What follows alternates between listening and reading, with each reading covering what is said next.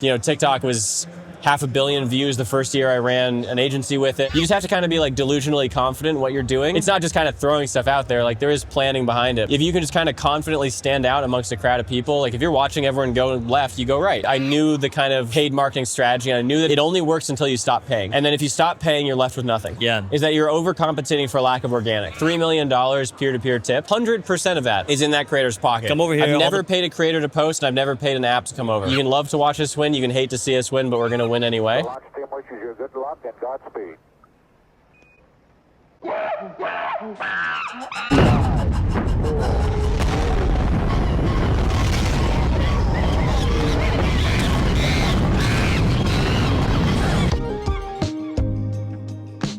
Space Monkeys, blasting off with Phin Totten.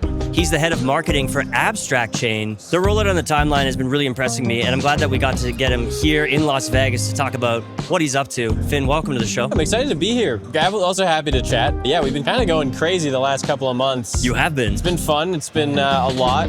Yeah. My team is exhausted.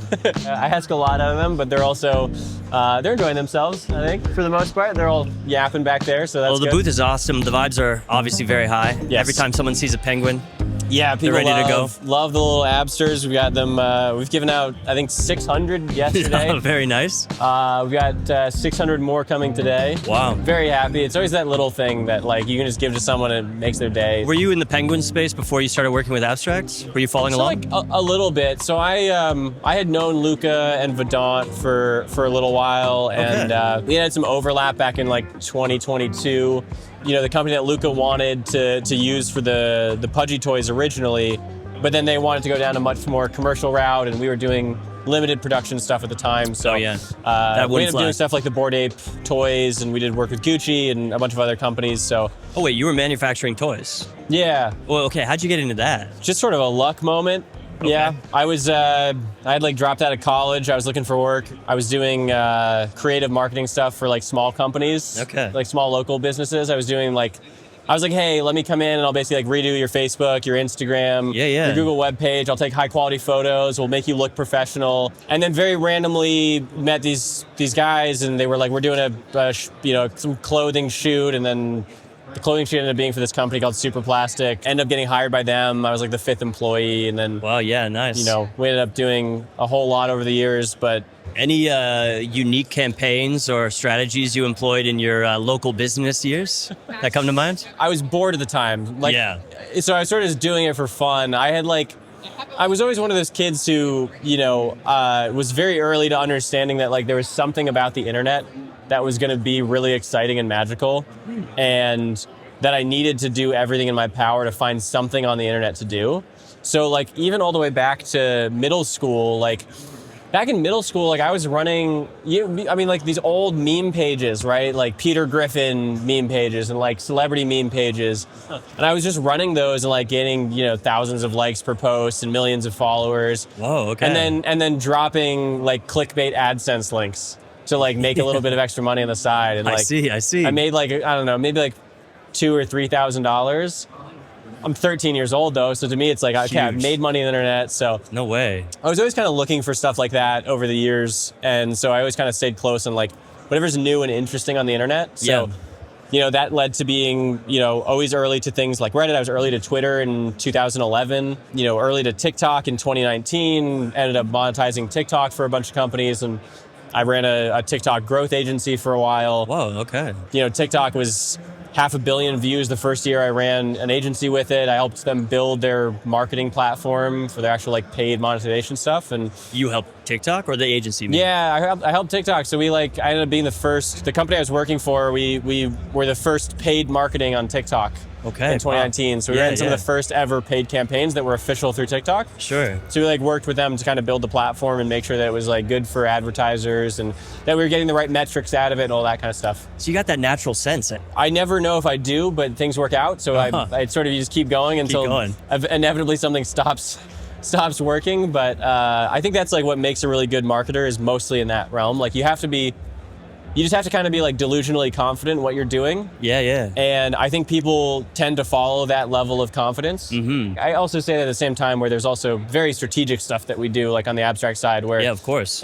it's not just kind of throwing stuff out there, like there is planning behind it. But a lot of it is just sort of like, if you can just kind of confidently stand out amongst a crowd of people, like if you're watching everyone go left, you go right and see what happens, right? And sometimes that works and sometimes it doesn't, but in marketing, it's always about like, again, you got to break out from the pack. You have to do something that people want to, go, oh, what are they doing over there? Like, that seems interesting. I want to check that out. All right, so you met Luca at Super Plastic, or during that saga. Okay, great. And then when he started to talk to you about this abstract thing, like, what was your impression? He tried to hire me for Pudgy before that. All right, he was trying to bring you right in. You said no. I said no, and then... did you know what Pudgy was? I did, yeah. Okay. Yeah, for me, it was like, I was working on Axie Infinity at the time. So I was working with the Rona network, which is their blockchain. Yeah. And I was just kind of happy with that. So I was like, I don't know if I quite want to leave and try something new. And then it was probably about a year after that then, Luca was back being like, hey, so now we have abstracts.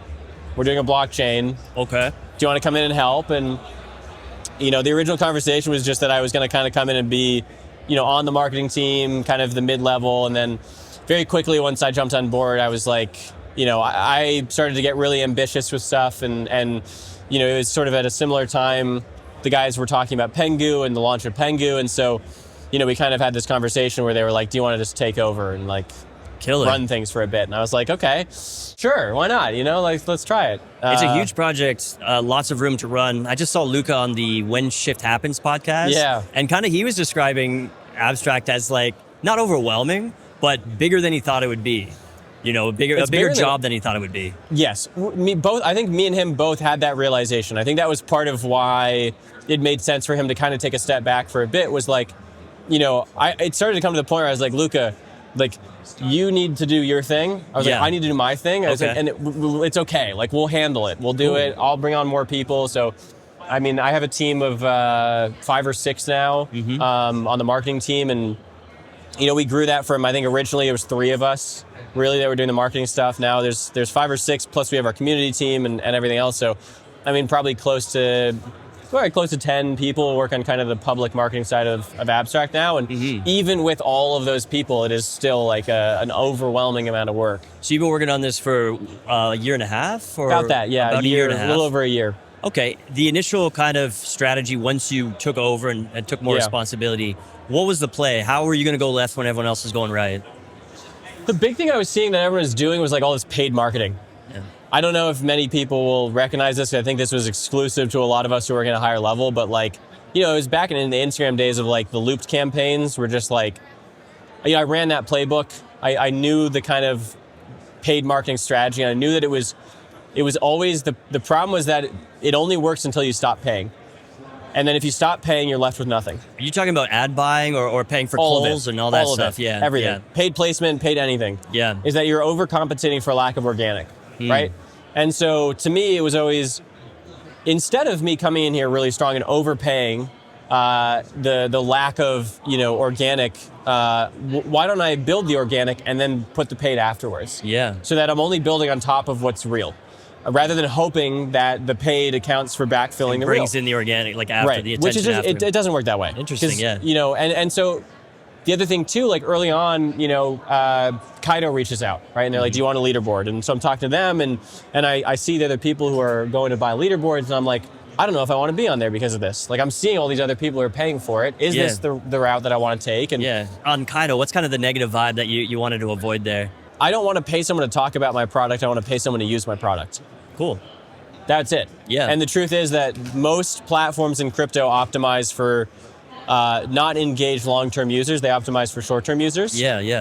We're talking about these short time frames that like because someone talked about your project or tried it for 4 weeks, that suddenly that's someone you're going to pay out for something. Yeah. That's a funky place to be. That's not really like good for longevity. So really everything about what I optimized for was like, okay, how do I build a real community? Get real creators who are here because they love what they're doing and they see the opportunity. How do I make that a mutually beneficial partnership?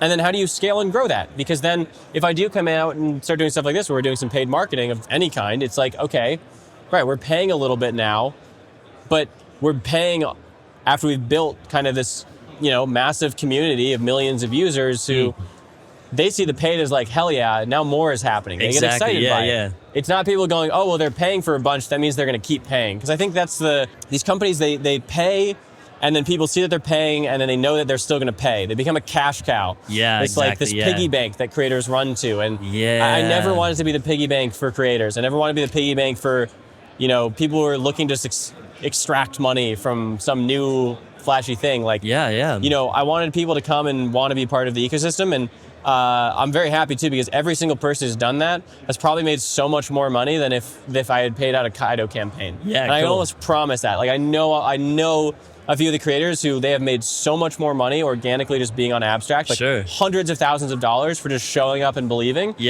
Than the maybe couple of $1,000s they get out of a KusDAO campaign. That's kind of a good overview of where everyone else is going. You mentioned a little bit there, the opportunities for creators on the platform. So the creator funnel is simple, right? Like we want to pitch to creators that there's a way to build your audience that is not exploitive or extractive. There's ways to monetize where there isn't a middleman that is taking a massive cut. The kind of byproduct and benefit of the way that Abstract works is like we have peer-to-peer tipping through streams, right? We had about $3 million peer-to-peer tipped. That's $3 million that 100% of that is in that creator's pocket. Crazy. We do not take a cut. We don't sit there and go, hey, because you're streaming on our platform, you owe us 20% of your tips. That's just like not how it should work. So we'll apply the same model when we launch our subscription service. So streamers will be able to have subscribers. Those subscribers will we'll take a nominal fee. Our intention is only to ever take the fee enough to cover the cost of running the platform. As soon as we've covered our cost running the platform, you're good. I'm not going to be Twitch who takes 50% of your subscription revenue, or Kick that takes 40%. Wow. I don't care to do that. That's not the model we're pitching. We're pitching the model where like you as a creator, we know you bring all the value, and that without you, we don't have that value. So why would I take a giant cut from you? It's a pointless system. It doesn't make sense. So, to us, that's like the angle. We have creators who have made upwards of $20,000, $30,000 in tips in a single month, which is like crazy. Nuts. People haven't been streaming that long. No, these are brand new streamers. Oh, wait, maybe we should clarify. So on Abstract, streaming is one of the apps. Correct. So streaming is one of the avenues and one of the ones that you're leading with. Yes, it's one that we're leading with. And, for us, it's very much an experiment. Right? It's an experiment to like... Nice experiment. Yeah, it's a great experiment. It's working really well. We have like 60,000 streamers on the wait list. So 60,000 people want to stream on Abstract. We haven't approved yet. We average somewhere in the neighborhood of like 20 to 30,000 viewers daily. Wow. So it's like pretty good numbers for us being essentially in a very closed beta of streaming. In a very competitive space. Super competitive space, yeah. I mean, we're seeing, a lot of other companies go down the streaming route, and we'll see if it works out for them. I hope it does, but I always tell people it's like you can love to watch us win, you can hate to see us win, but we're gonna win anyway. Yeah, hell yeah. And that's our mentality with Abstract. Cool. I think in Igloo in general. But yeah, back to like the kind of platform side, it's like there's kind of three core things we think are flawed about crypto. It's the ability to get access to a wallet. It's the self-custody push that's happened. And it's wallet signatures, right? It's these things that just don't make sense to normal people. So Abstract is a product. Sorry, everyone's freaking out because we just dumped a bunch of penguins on the ground. Everyone's gathering as a crowd. Maybe we can't even see it. I think we can see it a little bit. I think we can see it a little bit. We got 600 little green absters dumped on the ground there. But yeah, we kind of attacked the three sectors of like there are easier ways to onboard to crypto through Abstract. There are easier ways to discover apps, trading tools, whatever you want through Abstract. And we're very excited to kind of push forward this like system, which is like, I tell people it's like, imagine if your blockchain ran like a centralized exchange where you log in and then you just click buttons and things happen, right? It's not like I have to go into the Wild West, find a website, hope it's the right one, connect my wallet, hope... We got craziness happening. Just another day on Abstract. This is what we do. We got pudgy angels going on. Okay. So, wait, we don't have to get too into the weeds, but like, how do you guys pull this off? Like, people still have wallets or correct on their So how does that work? So tell me. So we use what are called smart contract wallets. So a traditional EOA, like your wallet, right, is like it's a you know, you have your private key, you can export it, you can move it around to different front ends. So you can put it in MetaMask, Grabby, Phantom, you can move it, right? Sure. Our wallet doesn't work like that. Our wallet's your account. And your account is a smart contract. And you're the signer of your smart contract. So the benefit of this and some of the cool things that we can do there is we can pre-approve transactions. We can give you infinite session keys, which it means that when you log in, you tell that platform, I'd like to use this and I'd like to spend on this. Any and button there's I click no other is wallet cool. pop-ups. Okay, got it, yeah. So, and the reason we say that is because like if you go and you log into a game, do you want to log in every time you have to do something else in that game? Yeah, of course no, not, it's like fucking, it's the worst thing ever. And for so long, wallets have worked like that, where it's like everything you do has to be approved. But by default, if I connect my wallet, that should be me approving. That's me saying I'm connected my wallet. Here. I'm giving you access to my money. Yeah. I'd like to spend it. Yeah. So to us, we were like, well, that should be a much easier process. You should connect your wallet, and then that's your approval. So most of our platform works like that. So you sign in, you have direct access to those funds. In most of our apps, there's no wallet pop-ups afterwards. So you log in, you click play, and the game plays, and it's all on chain. Can people move assets out of Abstract ecosystem? Or Of course. Yeah, okay. 100%. You can go in and out of the ecosystem as freely as you want. We don't have any lock on your funds. We have no control over your money. Sweet. We shard out your information, so it's stored in multiple places. And it requires two out of the three parties, right? Majority party to access. So there's no way that we can ever gain access to someone's information or prevent them from taking their money off. So addressing some of those problems that you mentioned with crypto, those three problems, leading with providing a place for creators to do their thing, right? Attract attention. Of course, you get to leverage the Pudgy brand as well. Of course. Might as well. What else you got in the bag? Yeah.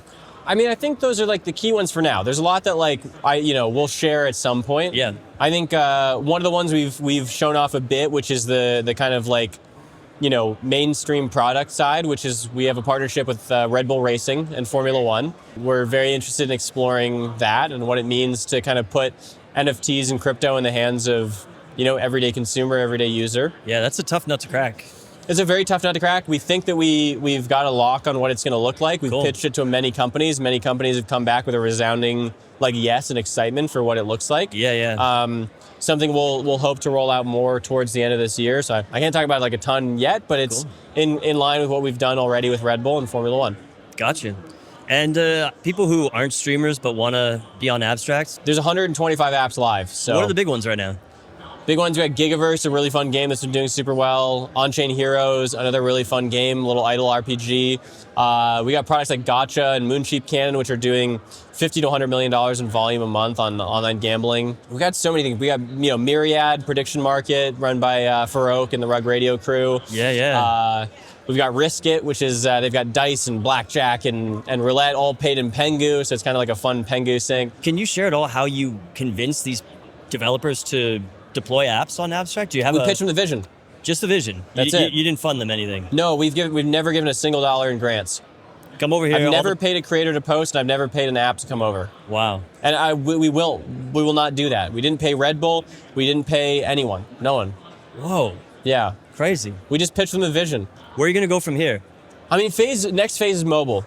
Really like mobile optimization. We'd like to launch an app. We'd like to really push for that. We'd like to kind of expand and grow the actual product utility of the portal. So, we think right now there's some key kind of functionality missing along the token trading side and some of the wallet management that we'd like to just kind of upgrade and explore. Sure. And the functional goal is that like when someone comes into crypto for the first time, that they land on Abstract. Yeah, okay. Like that's what we want. We want to be the 0 to 1 for people in crypto. We really want to own and dominate that. And so we're going to do everything in our power to continue to own and dominate that 0 to 1.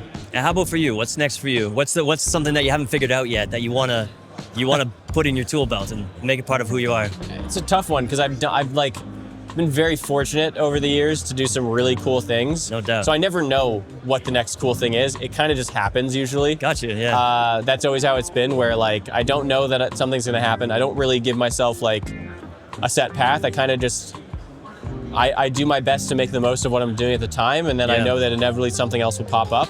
But for the time being, it's just Abstract. I don't have any. I'm long term with this. This has become like almost my baby in a way, alongside Luca and the rest of the team. Like it's really become a bit of my child, and I don't think I could see my child go anytime soon. Love it, man. I love watching the growth and the whole story. It's a great model for the rest of crypto, and I hope more people jump on. Thanks for coming on the show and sharing today. Thanks, Bo. Pleasure.